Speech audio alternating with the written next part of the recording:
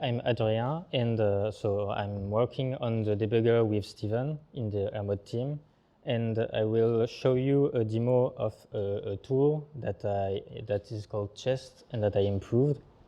So, Can you try a bit louder? yeah. So I will show you a tool that is called Chest that I improved. So actually, it will be renamed as Chest 2 because it was originally done by another guy, and the repo is here. And I improved it and by adding some functionalities.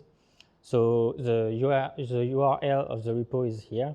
And to load the project, you have to load the baseline that is here. So when you load the baseline, you have this icon that pops, and if you click, your chest opens. So chest is a tool that allows to store objects in chest, so that you can access them from anywhere in Pharo.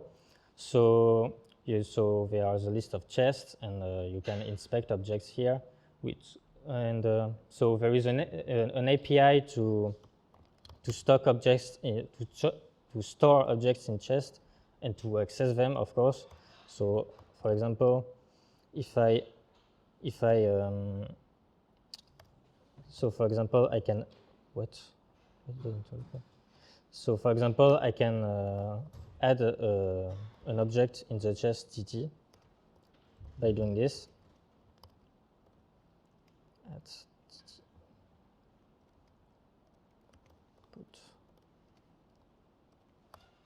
And if I execute this, you see that TT popped here. So the API is documented on the GitHub, so I won't go into details about this. So what I will show you is that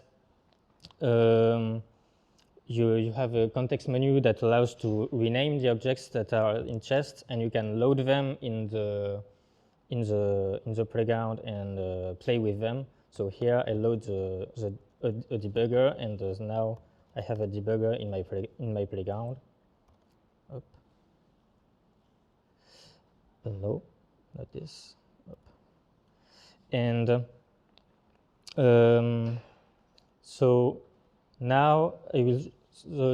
A cool part of the project is that you can you can store objects from anywhere in Pharo. So, for example, from a playground.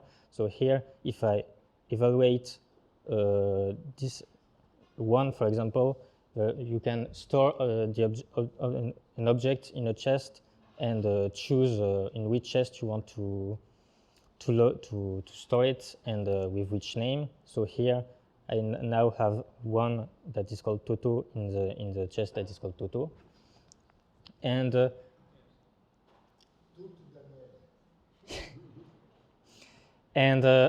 on the contrary, you can also load any object from a chest in the playground to play with it. So here I can, for example, load 34 with the name TT, and now I can use TT in the playground. Another cool part of the project is that I integrated this tool in the debugger itself. So if I open a debugger, for example, with 1 divided by 0, if you activate if you activate chest as a debugger extension, so in tools, debugging, activate extensions, and chest, if you activate it, then you can see chest in the debugger. And the playground that is here under the list of chests is linked to the context that is shown in the debugger. So for example, here I can access a number that is the argument of divided, and so you can see that it is 0. And reciprocally, you can define variables here, up, and if you evaluate it, you can access TT here, and you can play with it.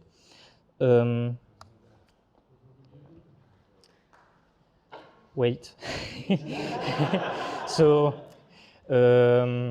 now so you can, for example,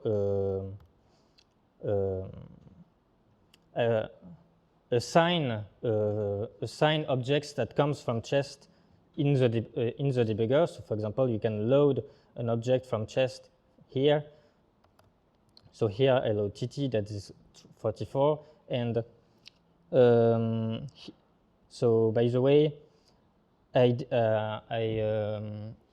improved the debugger so that you can see in the inspector the variables that you load from chest. And so from here, for example, if you do A up, A equals 48 equals TT, up, you will see that A is equal to TT, that is 34. I think that's pretty much it. So you can,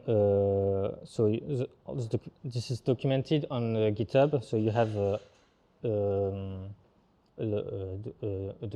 so the API is documented, and you have some examples on how to use it. First, a disclaimer, because this is an experimental tool, so we did this because we think that this could be cool and this could be useful, but we actually need some use case. So if you have some, I would like to hear from you. Thanks.